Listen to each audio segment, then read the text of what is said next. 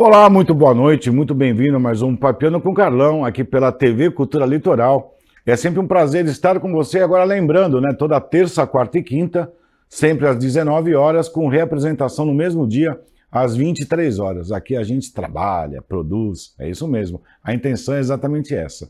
Lembro ainda que a gente está pela TV aberta, canal 48.1, pela Vivo, canal 518 e pela Claro Net, canal 522. A intenção de estar aqui, gravando, trazendo personalidades e pessoas que fazem a nossa história aqui da Baixada Santista, é sempre deixar uma lição, deixar um exemplo e também um ensinamento. E hoje, o papo de hoje, vai me ensinar bastante e vai ensinar também bastante gente. Quem está aqui comigo é minha querida Juliana Delilo. Ela é psicopedagoga, ela é mestra em educação e ela é especialista nesse tal de inclusão que a gente escuta por aí. Ju, desculpa esse tal de inclusão, porque às vezes a gente acaba vendo o tema inclusão sendo tratada de uma forma tão simples que a gente acha que é tão simples assim. Mas quem necessita e precisa ensinar, e uma coisa que eu estava lendo que a gente vai falar também, tem um papel da família, que eu acho isso importante. Desculpa já de começar a falar assim, mas eu acho que é um assunto muito legal. Em primeiro lugar, parabéns, porque ensinar, né? Educar vem de casa. Ensinar é o que a gente quer fazer. E você já faz isso 17 anos e agora está aqui no nosso querido Colégio Objetivo, tão querido aqui em Santos. Já começo a parabenizar a escola por trazer uma pessoa especialista no assunto. Porque eu vou começar, Ju, desculpa do Ju, mas eu acho mais fácil Juliana Delilo. Eu fui autorizado pela nossa querida Roberta te chamar de Ju. Roberta é uma fonte inspirativa que eu tenho na minha vida. Ela, às vezes, ela me chama, mas um dia eu te conto uma história a mais. Depois eu falo quem é a Roberta. Ela tem um apelido de Janja. Ah, tá ótimo. Só fica uma dica. Mas voltando aqui, parabenizar o Colégio Objetivo, porque essa iniciativa de trazer uma pessoa, você é mestra em educação. Você tem que me ensinar como é que eu vou lidar com essas crianças, com laudo ou sem laudo. Fica aí a brecha. Primeiro eu quero agradecer. Obrigado, Falar Ju. de educação é sempre muito bom, né? A gente está pensando no futuro, nós estamos pensando em cada criança, em cada indivíduo, adolescente, até a universidade, né? Exatamente, Hoje a gente exatamente. Então a gente tem um processo aí. Né? E aí nós chegamos nesse ponto que a gente fala, é a guerra, né, entre a família e a escola. Exatamente. Tem o laudo ou não tem o laudo? Né? Então nós vamos chegar num ponto que é para que o laudo? Por que você precisa de um laudo? Para você saber o quê? O que tem. Mas isso é determinante? Dentro da escola é determinante eu estar com um papel que ateste ou que limite uma criança? Ah, Ju, gostei tanto disso que você falou, vai virar até meme. Mas é verdade. E aí a família já está passando por uma dificuldade, já tem a história, né, de você se preocupar com a filha, com a filha, enfim. E ainda tem que provar que tem, e aí depois tem a fase 2, né? Falar para a escola, para incluir. O termo inclusão funciona como, quer dizer, verdadeiramente ele tem que funcionar como, Ju? Dentro da escola, a gente entende que a criança que está incluída, ela está ativa, ela participa das atividades, ela participa de todo o processo, mas isso não significa que o processo seja igual para todos, né? O processo precisa ser individualizado. Perfeito. Aquela atividade escolar especializada, que é a nossa AEE, ela precisa funcionar. E independente do processo, do laudo, do nome, porque a criança tem aquela especificidade e ela precisa ser respeitada. Então, incluir é pensar naquele indivíduo, do que ele precisa e como que vamos desenvolver, o que é preciso para que ele cresça, para que ele esteja feliz, que ele realmente esteja prosperando ali dentro da escola. Você foi muito assertiva, né? Porque quando a gente fala laudo, é uma coisa pessoal, certo? O laudo, eu tenho o meu laudo, eu sou especialista em enviar laudos. Sim. O meu laudo é de análises clínicas, mas é um laudo. É um laudo. O laudo é pessoal. Portanto, concluímos que o tratamento não deva ser procedimento operacional padrão. Tem que ser pessoal também. É essa sacada que é legal a gente falar. Cada caso é um caso. Quando você citou que até na universidade tem, Até na universidade tem. Eu estou hoje lá como coordenador da biomedicina aqui na Unisanta. Eu hoje tenho 326 alunos. É um curso que iniciou em 2021. Já se formou uma turma já. Quer dizer, daqui a um ano e meio, quase 500 alunos vão passar pelo meu curso e eu começo a avaliar o seguinte. Eu tenho mais ou menos umas 15 pessoas laudadas, dentro de um contexto de 320 e poucos alunos, eu acho um número considerável, sim. 5%. Quanto à idade, eu tenho um aluno de 17 anos que saiu da escola e pergunta, professor, que horas é o recreio? Ele ainda posso ir ao banheiro? Isso, não entendeu aonde ele está. E tem alunos mais velhos do que eu. E essa amplitude etária faz com que você tenha uma visão diferente. Pasme, eu tenho laudo de pessoas com 50 anos que descobriram agora que tem o TDAH. Eu descobri que a minha vida inteira, na verdade, quando a gente fala de laudo, a gente tem que questionar também, pelo amor de Deus, não estou indo contra a conduta de ninguém, mas como esse laudo foi entregue e qual avaliação foi feita para a gente ter esse laudo. Vamos trazer a minha realidade. Quando eu te dou um laudo, eu colho o teu sangue, eu faço as análises e vou te dar um laudo dos resultados que você teve. Qual é hoje o método empregado? Quem dá o laudo é o psicólogo, o psiquiatra. E qual a tua principal função? Você avalia esse laudo? Muito interessante essa sua fala. Caramba! Que a gente vai falar, o laudo de uma criança é patológico? Tem cura? Né? Então, nós chegamos num ponto que é muito complexo para pensarmos na escola. Né? Hoje nós temos as crianças neurodivergentes. Isso. Né? O que acontece? Funcionamento do cérebro é ruim? Não é legal? Não, só é diferente. Né? Então, são os funcionamentos atípicos, são as crianças atípicas. E isso não é patológico. Né? Então, não existe uma patologia a ponto de você falar, vou te curar. Nós não temos a cura. Desde quando a gente vai continuar... Desculpa, confundindo a patologia com a personalidade. Ótima colocação. Não é verdade? Exato. Olha, a gente dá um papo legal, mas hoje a gente dá um papo legal, mas é verdade. Eu estou te passando, Ju, aquilo que eu sinto e que eu sofro. E aí, quando o professor começa a se sentir incapaz, desculpa a palavra, mas impotente mesmo de tentar ajudar, eu tento buscar ajuda. Eu tenho uma referência de psicopedagogia que é minha prima. Chama-se Rosângela Martins Pires. Ela é do sistema montessoriano, uma escola que eu acho muito legal. Filosofia muito diferente. Eu acho muito legal. E a minha prima acaba me auxiliando bastante. Você entendeu? Não estou falando mal da instituição, mas eu peguei ajudas fora para mim conseguir fazer isso. Porque cada caso é um caso. Isso, vamos lá. Então, voltando, quem pode laudar? Então, primeiro passo, normalmente a gente chega até a escola e a escola identifica alguma situação que está fugindo ali do padrão, do que se espera ou que a criança não está desenvolvendo. Então, existe, vamos lá, teve uma indicação. Quem pode iniciar? Normalmente inicia-se com a psicopedagoga, porque ela vai ensinar não só alunos típicos ou atípicos, todo mundo, eu falo que psicólogo e psicopedagoga é importante porque a criança aprende a estudar, rotina, horário, muitas vezes não é um laudo, não é um diagnóstico, e sim uma rotina errada, horários errados, então a gente já consegue fazer um primeiro filtro ali com a psicopedagoga, que muitas vezes conduz esse direcionamento.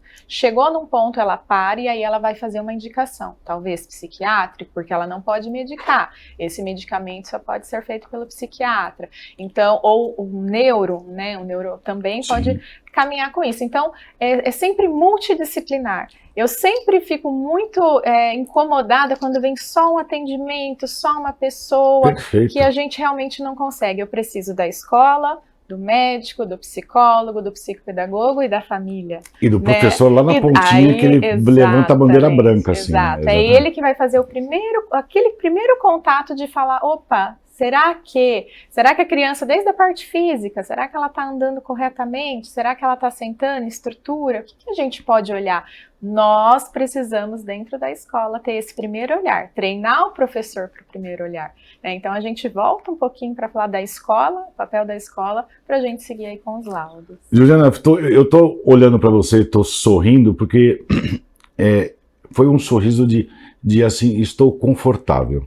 Quando você falou que incluir é a gente saber incluir a criança dentro da necessidade que ela tem nas mais diversas atividades, o cara que está sentado aqui à sua frente, como professor de um curso de saúde, como coordenador também, eu fiz uma das alunas de inclusão, uma não, todas, fazerem coleta de sangue.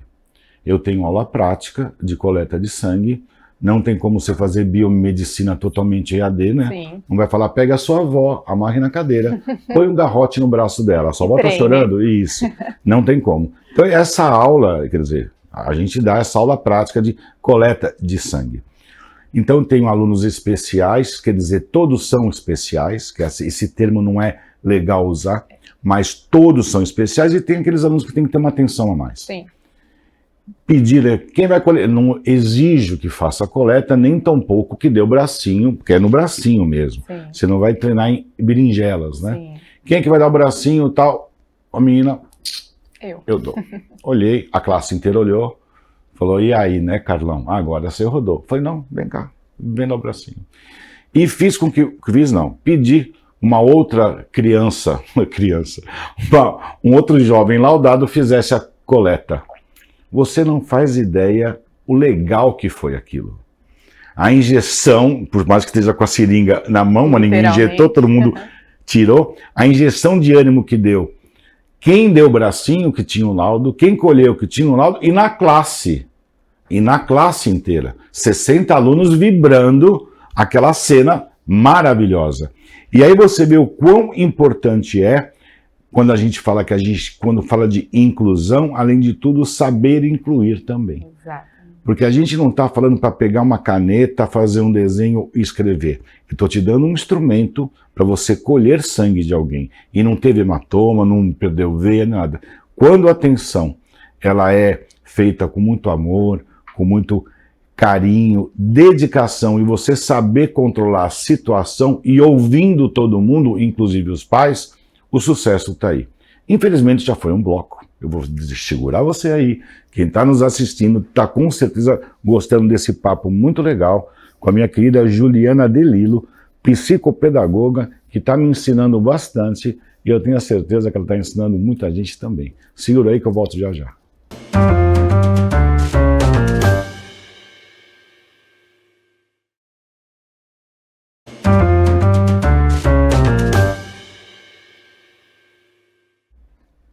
Olá, estamos de volta, um papo super legal aqui com a Juliana Delilo. A gente está falando justamente da psicopedagogia e o papel tão importante da Juliana dentro de uma escola.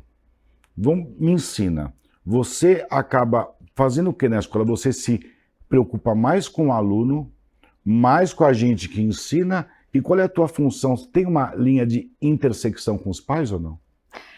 Hoje eu estou mais no atendimento junto às diretoras, tá? Legal Então isso, hoje eu estou suportando as diretoras, né, para que elas tenham esse atendimento junto às famílias, mas Legal os casos críticos sou eu que direciono, né? Muito então vamos direcionar, vamos atender, esse caso é um caso que a gente precisa. Hoje não pode mais fazer indicação dentro da escola, tá? A gente não pode mais como fazia antes, eu vou te dar um documento para você levar, hoje não pode. Então hoje a gente tem que tomar um cuidado nesse tipo de apontamento, nesse tipo de diagnóstico inicial. É mais um bate-papo com a família, né? Algo que a gente vai entender dentro da escola, não se atende. O psicólogo escolar, ele realmente é só para aquele momento, aquela situação, nada que possa ser clinicável dentro da escola, né? Então, hoje não podemos mais.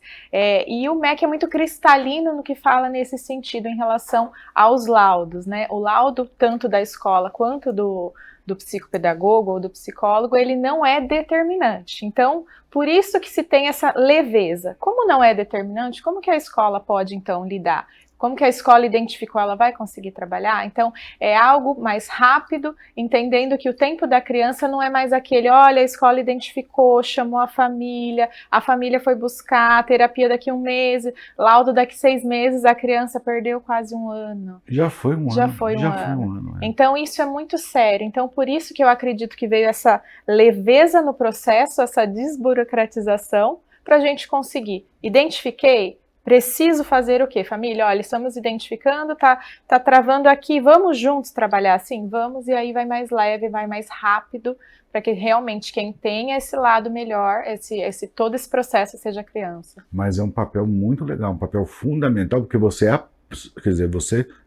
são várias pontes, né? Sim. Você faz várias pontes, né? Tem essa ponte até de falar com a família em caso mais extremo. Sim. A gente tem legislação para isso? Temos muitas, né? Então, assim, mas tem que tomar muito cuidado quando a gente se respalda totalmente na legislação. Por que eu falo isso? Às vezes a gente fica tão sistematizado aqui, não, isso pode, isso não pode, novamente a gente deixa a criança de lado. Mas tem sim uma legislação que nos apoia nesse sentido, de como vamos chamar a família, como vamos entender, e toda criança ela deve ser aceita dentro da escola. Escola alguma pode negar uma matrícula, independente se eu chegar hoje e falar, meu filho tem um laudo, a escola tem que aceitar. Então, é responsabilidade da escola, isso é legal, que a escola garanta que essa criança, independente da sua especificidade, ela esteja dentro da escola. Então, a legislação às vezes é praticada ou não. Concorda comigo? Sim, concordo. Porque a gente vê casos aí de escola que não é bem assim. O legal, olha, gente, não é propaganda, não. É uma coisa que eu acho muito legal.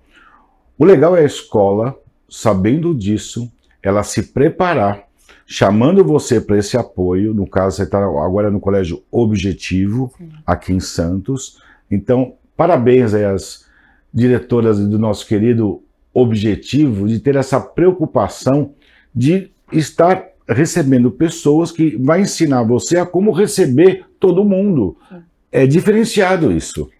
Eu acho que sim. Você antes estava em Araraquara, São Carlos, Araraquara. Isso, São Carlos, Araraquara, fazendo esse papel também de direção geral, apoiando as diretoras nesse processo todo. E aí recebi o convite para vir para cá, muito feliz, conhecendo a praia, né, todo legal, dia, né? Então, realmente. Eu vou falar o que a Roberta falou agora há pouco, que você seja muito feliz aqui, você trouxe a mãe, que você curta. A gente quer segurar você aqui. A gente precisa de ter pessoas igual você justamente para disseminar essa coisa tão importante que é a inclusão propriamente dita, conhecer aquilo que a gente está falando, sim, que é importante, isso, conhecer uma coisa chamada legislação. Eu acho que legislação, acima de tudo, tem o respeito, né? Porque a gente, quando fala em inclusão, como eu falei lá para você, que eu tive que aprender você tem que aprender a ensinar. O aluno não é o teu filho. Então, o teu filho você trata de um jeito, por mais que você ame o aluno, você vai com o aluno até a página B. Sim. O teu filho vai na C, D e E, né? Mas só que, acima de tudo, você tem que ver a necessidade de inclusão que ele tem, pelo laudo que ele tem, não, pela vivência, pela convivência que você tem. Por isso que o papel do educador é importante e, acima de tudo, o papel da direção da escola, saber o que está acontecendo na casa dela. Sim. Porque tem muita escola que não tá sabendo o que está rolando lá dentro. O professor acha que não tem que falar ou não percebe, e a aluna fica 1 ano, 2, 3, 4, 5 e não sabe o que está rolando. A escola ter a preocupação de saber o que rola lá é muito legal isso. É sinal que tem uma preocupação a mais, você não acha? Concordo, e você falou da informação, queria falar um pouquinho sobre isso. Hoje nós temos diversas fontes de informação. Infelizmente, diversas com qualidade muito baixa. Eu recebo muitos relatos de pessoas que falam, eu aprendi com a criança que é autista, que é TEA, a gente tem que fazer isso, colocamos num rótulo. Não é. Aí a gente vê, mas de Onde você escutou isso? Na rede social, uma Isso. pessoa. Então, assim, informação de qualidade, ela é determinante para o mesmo. professor. Então, assim, dentro de uma escola, está crescente a quantidade de crianças que precisam de atendimento. O que a escola pode fazer? Então, a gente precisa de uma formação continuada, porque a formação inicial, e pode ser um tema para um outro programa. Sim, mas com certeza já está na pauta, você já está convidada, que a dona Luísa deve ter assinado ali, com certeza sim. A formação inicial, ela tem muitos buracos, né? Então a gente precisa pensar, o professor ele está realmente preparado para receber? Como que a gente coloca uma sala que eu tenho 2, 3 crianças que precisam de atenção diferenciada, preparação diferenciada, com o professor com mais 30 crianças? Então, assim, esse cuidado do professor, ele é diretamente proporcional na qualidade que a criança está recebendo. Então, é pensar na qualidade da informação, desde as famílias. Eu descobri, você falou um tempo atrás aí na nossa conversa, que os adultos estão se diagnosticando. Eu conheço inúmeras pessoas que falam, descobri meu déficit de atenção, e verbalizando isso de forma muito clara, é o meu TDAH me deixou perder essa hora. É como se fosse uma micose na unha. Exato. É uma pinga de remedinho. Olha, eu não trabalho porque eu descobri, eu tô com 70 anos, eu não trabalho porque eu descobri que eu tenho um TDAH forte. Pera um pouquinho só. Não começa a justificar e nem tampouco confundir uma coisa com a outra. Eu acho tão feio isso, porque é um assunto tão sério. Sim. E às vezes ele é meio banalizado quando você tem essa conduta. Que eu descobri. Não, olha, você não me convidou para o aniversário, que eu tenho TDAH, você vai me desculpar? Gente, isso não é para usar desculpa. Você entende que tem que ser estudado e tal. De novo, a preocupação que a escola teve em trazer você para justamente fazer essa ponte, família, que você falou bem, professor, direção. Olha que fogo cruzado que você está. Você já deu aula? Sim, já, principalmente período da pandemia, tá? Então eu ministrei aula de educação socioemocional, que é legal. Que realmente... Tem tanto assunto para me tirar de você. Então, a Roberta só me dá presente, viu? A Roberta me dá uns presentes muito legal.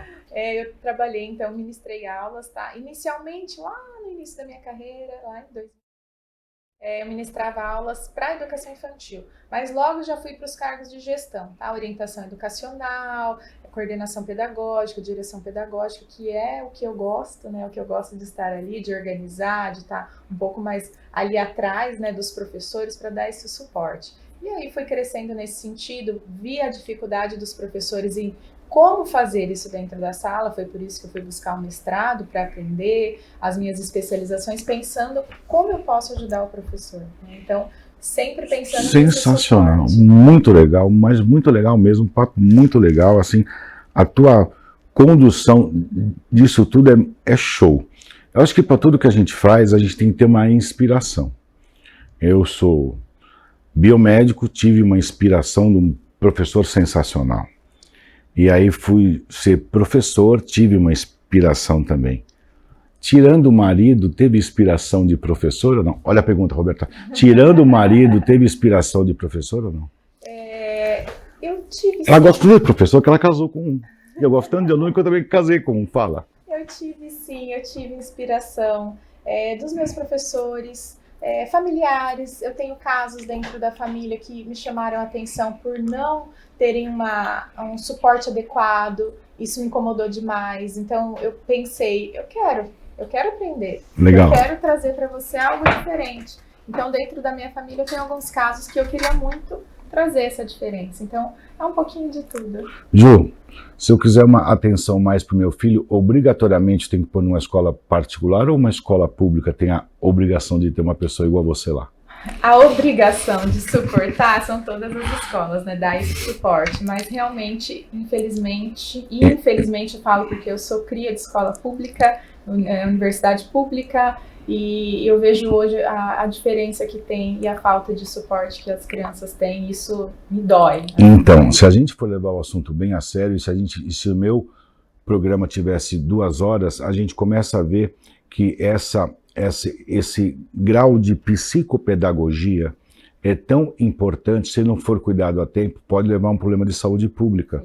Então é legal os nossos políticos, governantes, prefeitos, deputados, enfim, mesmo ficar fazendo vídeo de TikTok no ar, se preocupar em ter pessoas instruídas assim, justamente na rede pública, porque o aluno ele pode ser da escola particular, pode ser da escola pública, da onde for, ele tem que ter essa assistência de uma pessoa igual a minha querida Juliana.